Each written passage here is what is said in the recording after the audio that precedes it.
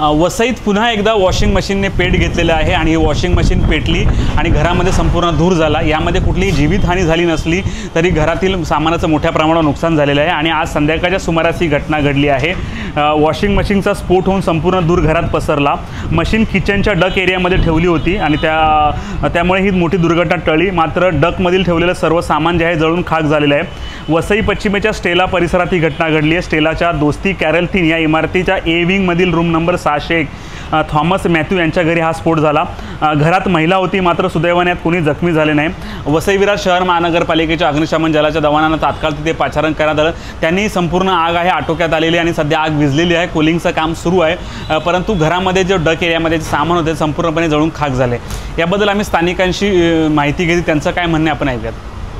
हे माणिकपूर स्टेला विभागात आपलं अल्फान्सो चर्च आहे ना, त्याच्या बाजूला दोस्ती कोरल 3 जो टॉवर आहे 7 माळ्याचा, त्यामध्ये ए विंगमध्ये 601 मॅथ्यूज जो आहे त्याच्या फ्लॅटमध्ये वॉशिंग मशीन काहीतरी शॉर्ट सर्किट होऊन ते ब्लास्ट झाली, त्याच्यामुळे ते फायर पकडलेलं आहे। अग्निशामक दलाचे जवान आलेले आहेत, त्यांनी आग नियंत्रणात आणलेले आहे। ते सगळं आता ऑलमोस्ट झालेलं आहे।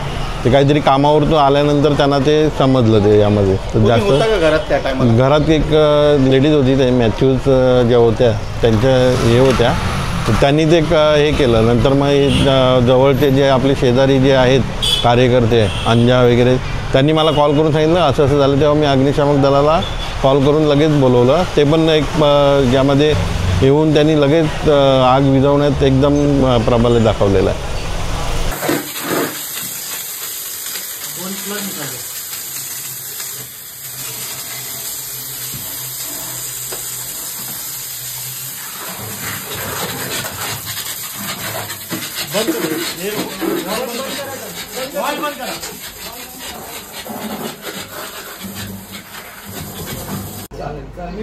इसमें से बुझ जाएगा, है ना? ये अभी इसमें से ही हो जाएगा काम, बाकी जरूरत नहीं है।